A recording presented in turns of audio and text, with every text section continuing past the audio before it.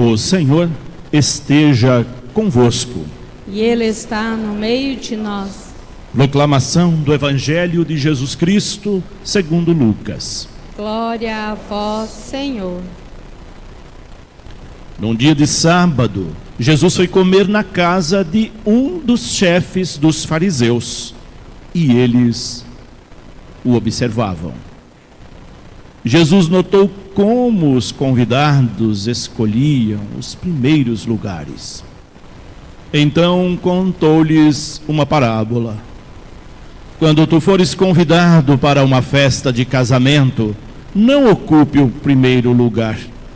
Pode ser que tenha sido convidado alguém mais importante do que tu. E o dono da casa, que convidou os dois, venha te dizer: dá o lugar a ele. Então tu ficarás envergonhado e irás ocupar o último lugar. Mas quando tu fores convidado, vai sentar-te no último lugar. Assim, quando chegar quem te convidou, te dirá: amigo, vem mais para cima. E isto vai ser uma honra para ti diante de todos os convidados. Porque quem se eleva será humilhado, e quem se humilha será elevado.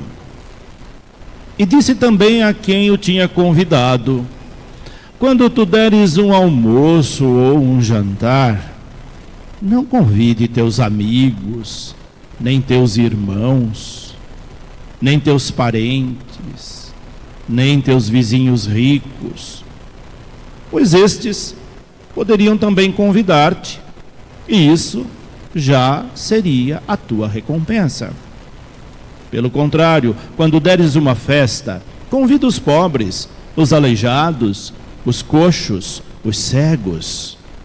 Então tu serás feliz, porque eles não te podem retribuir. Tu receberás a recompensa na ressurreição dos justos. Palavra da salvação. Glória a vós, Senhor.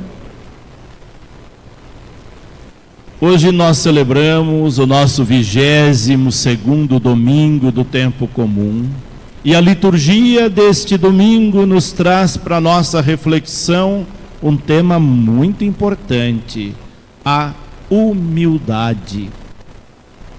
Somos humildes? Exercitamos essa qualidade tão nobre para Deus na nossa vida? A palavra humildade, ela tem a sua raiz em humus, terra, a mesma que humanidade, que homem, para dizer para nós: viemos do humus, do pó, e para o pó voltaremos. Quando nós tomarmos consciência de que esse corpo que nós temos vai virar pó, talvez nós pudéssemos repensar certas atitudes na nossa vida, de arrogância, de vaidade excessiva, de orgulho, de achar que somos mais importantes que os outros. Há pessoas que, por se acharem mais importantes que outras, humilham outras pessoas, maltratam outras pessoas. Isso desagrada profundamente a Deus. A humildade é uma qualidade a ser trabalhada ao longo da nossa vida. Não importa quem somos, o que temos, porque independentemente do que somos nesse mundo e das coisas que temos ou não temos, a humildade é fundamental. A humildade é para todas as pessoas, ricos e pobres, de qualquer etnia, de qualquer condição. A humildade é uma qualidade que Deus pede a todo ser humano, a todo aquele que veio do humus, do pó da terra. E é por isso que o tema da liturgia de hoje é a humildade. E aí nós temos 3 leituras belíssimas duas delas que tocam diretamente neste tema: a primeira leitura e o Evangelho. Quero começar hoje a reflexão do Evangelho, porque Jesus dá uma grande lição para nós. A lição que ele deu ao chefe dos fariseus, a lição que ele deu aos convidados daquele rico banquete, ele dá também a cada um de nós e diz com todas as letras: a condição para participar do banquete celeste é a humildade. O orgulhoso não será reconhecido na porta do céu. Assim o Evangelho coloca Jesus num dia de sábado, indo para um jantar na casa do chefe dos fariseus. Jesus não fazia discriminação de pessoas, ricos e pobres. Ele deu prioridade aos pobres, aos marginalizados, mas ele não excluiu os ricos. Ele estava com os ricos para convertê-los, para que eles pensassem com humildade. E essa foi a razão que ele aceitou o convite de jantar na casa de um homem muito poderoso, o chefe dos fariseus, poderoso e corrupto, porque os cobradores de impostos eram pessoas corruptas, o chefe deles eram muito mais. Aqui era um chefe de cobrador de impostos, de fariseus, cobradores de impostos. Jesus vai jantar à casa desse homem. Só tinha gente importante socialmente lá. Só tinha gente de posses, gente rica. Quando Jesus entrou, com toda a sua humildade, talvez ele fosse vestido, talvez não, com certeza ele foi vestido muito diferente dos que estavam no banquete. Talvez tivessem ido com uma sandália desgastada por suas caminhadas naquelas periferias da Galileia. Talvez estivesse com a roupa surrada do seu trabalho diário na sua missão. Quando ele entra à sala do jantar, os convidados o medem de cima a baixo, da cabeça aos pés, e ficam se questionando: quem é esse que entrou na festa, provavelmente sem ser convidado? Já que todo mundo ali estava bem arrumado, bem vestido socialmente, e entra alguém que não estavam com o traje daquela festa, com certeza houve ali muito julgamento. Por isso, Lucas coloca no Evangelho: eles o observavam. Já pensou que constrangimento você entrar a uma festa e todo mundo ficar olhando para você com um olhar de julgamento? Pelo seu comportamento, pela roupa que você veste. Jesus deve ter ficado muito constrangido com esses olhares de julgamento. Só que tem um porém. Ele também os observava. Ele observava cada um, o comportamento de cada um, e percebeu que aqueles convidados queriam lugar de destaque na festa, queriam os primeiros lugares, porque ali eles eram vistos, estavam ali apenas para serem vistos, por isso estavam com a melhor roupa, por isso estavam vestidos para um banquete de gente rica, e eles queriam ser vistos, disputavam os primeiros lugares. Não levem isso ao pé da letra, tá? Vocês que sentam nos primeiros bancos da igreja, não é nada disso, tá? Jesus está falando de gente que age só para ser vista. Na igreja você pode e deve sentar nos primeiros bancos. Você chegou, os primeiros bancos estão vazios, pode sentar, não tem problema. Aliás, é melhor, porque você fica mais perto da mesa eucarística. mas ele está dizendo de comportamento social, de gente que age só pela aparência.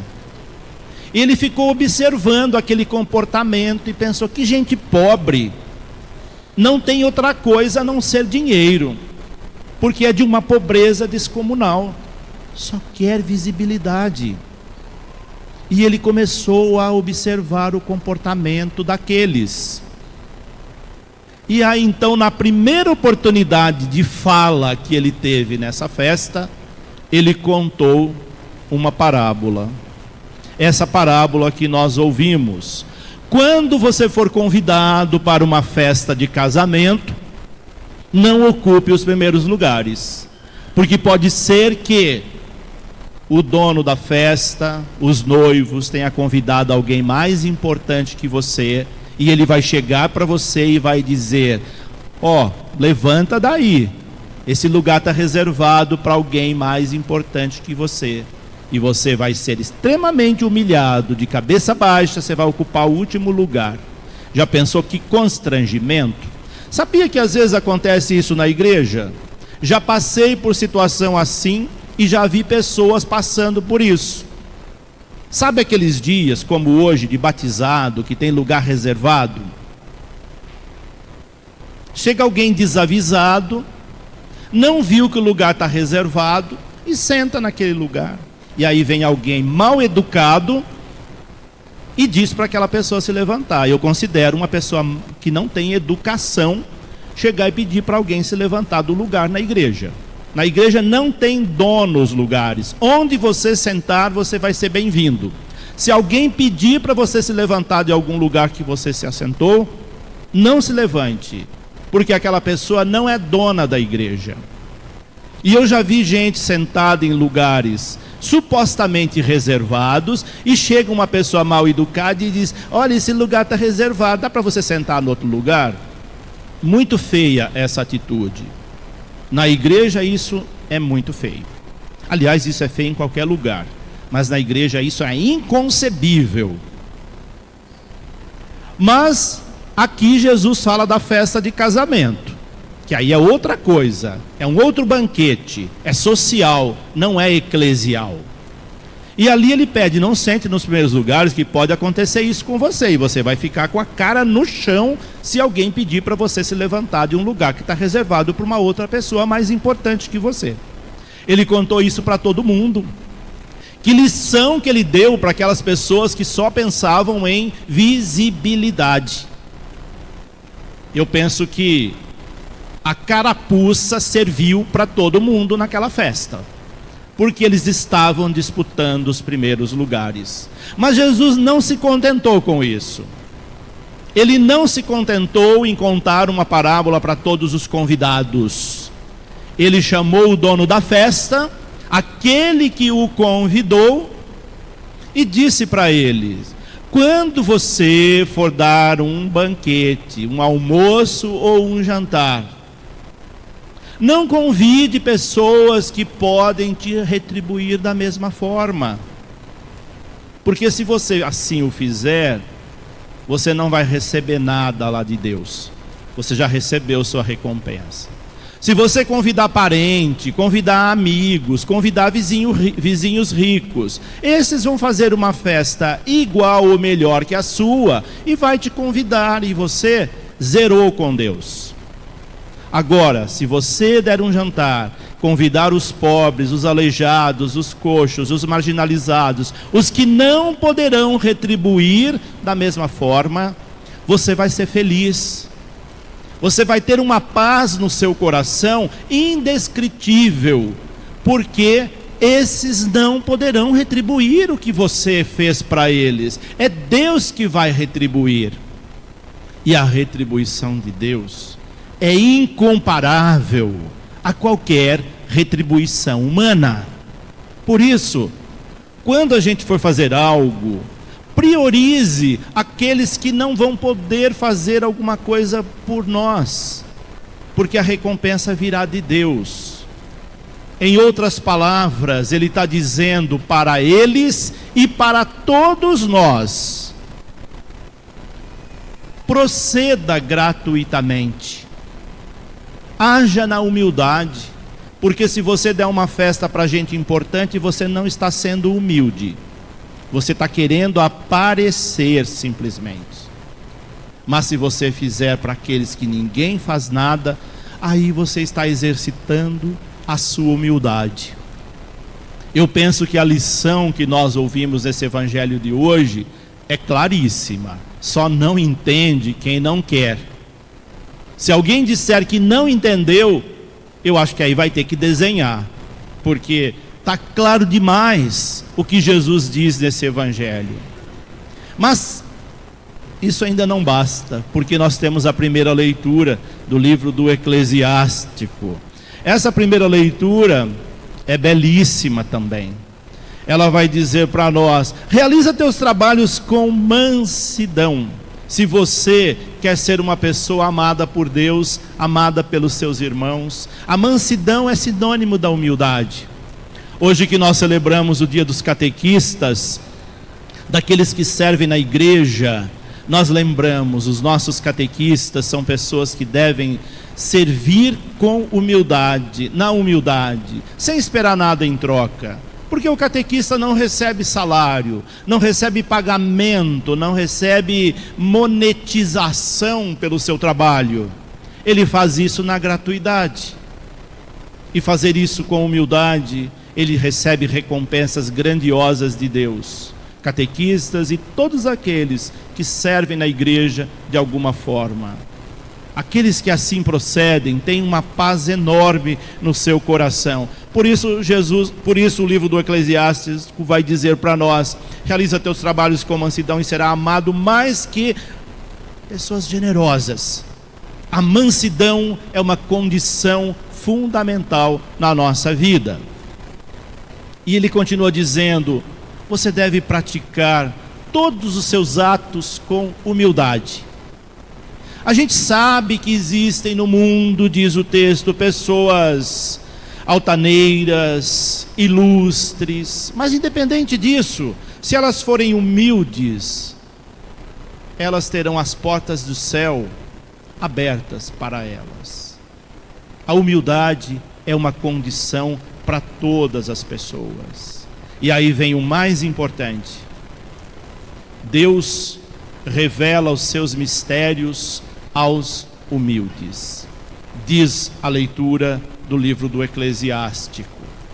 E aí nós vamos lembrar daquela passagem bíblica em que Jesus diz: eu te louvo, Senhor do céu e da terra, porque ocultastes estas coisas aos sábios e inteligentes e as revelastes aos pequeninos. Deus oculta dos soberbos, dos orgulhosos, daqueles que são arrogantes por achar que sabem alguma coisa, e revela às pessoas mais simples, mais humildes. Olha a grandeza de Deus, olha o mistério de Deus. Se você quer adentrar os mistérios de Deus, limpe do seu coração toda arrogância, toda vaidade, tudo aquilo que é supérfluo. Retire do seu coração o orgulho. Porque o orgulho, o texto vai dizer, o orgulhoso é um doente que não tem cura. Porque dentro dele tem uma espécie de planta da maldade enraizada que não consegue ser eliminada. Vamos fazer todo o esforço para tirar qualquer tipo de orgulho do nosso coração e exercitar a humildade. Aí então nós vamos adentrar os mistérios de Deus que nos falam a carta aos Hebreus na segunda leitura de hoje. E para encerrar essa reflexão com um gancho com essas leituras, eu me dirijo agora aos pais e sobretudo aos padrinhos das crianças que vão ser batizadas hoje. Será que os pais, vocês pais, ao escolherem os padrinhos, qual critério você levou em consideração primeiro na hora de escolher o padrinho? Se eu perguntasse a cada um de você, pai, mãe, Quais foram os critérios que vocês levaram em consideração na hora de escolher o padrinho? O que será que vocês iriam dizer? Escolhemos pessoas de posses? Escolhemos pessoas que podem dar presentes? Escolhemos pessoas que são amigas, que são irmãs? Será que isso basta? O Evangelho diz que não.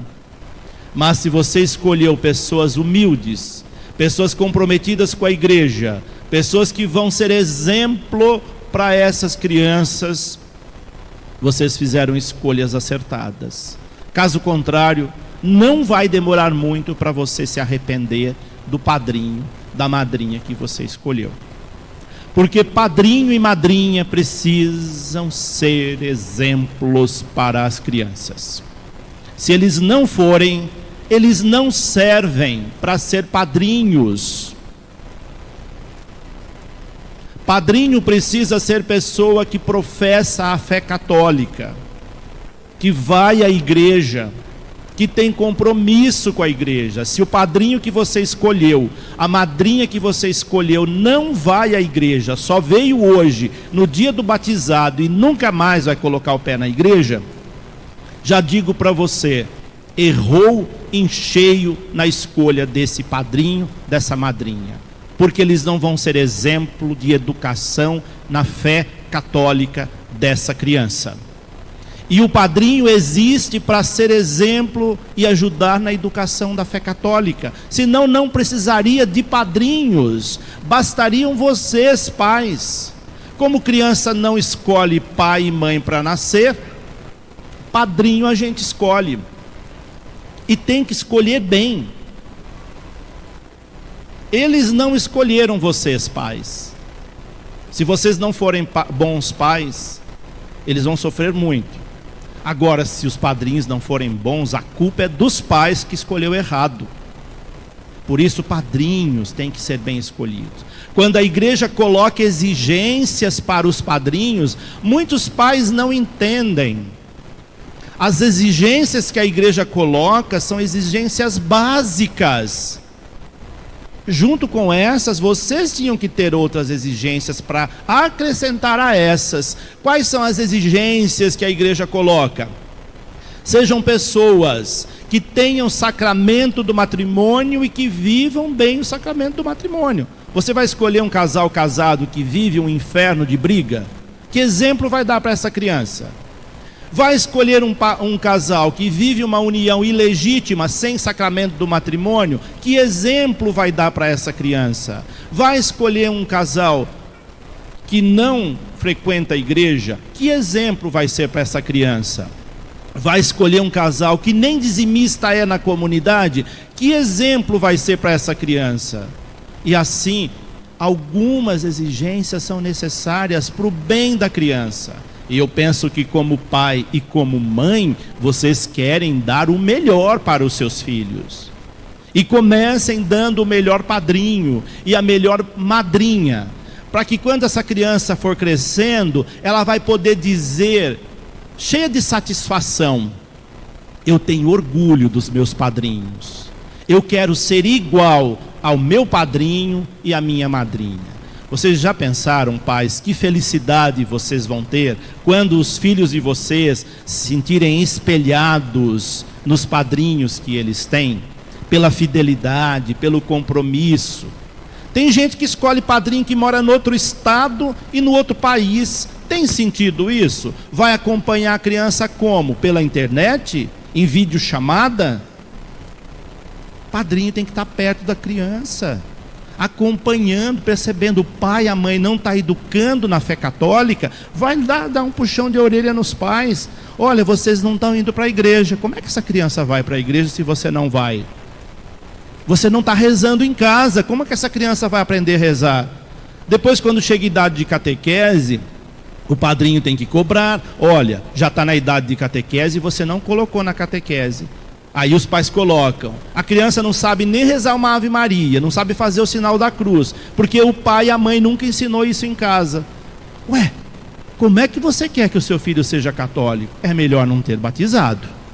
Por isso o batismo é compromisso, é coisa séria.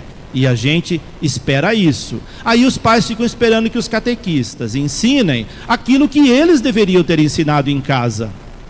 Na catequese não é para a criança aprender a rezar Pai Nosso, Ave Maria e fazer sinal da cruz. Isso se aprende em casa.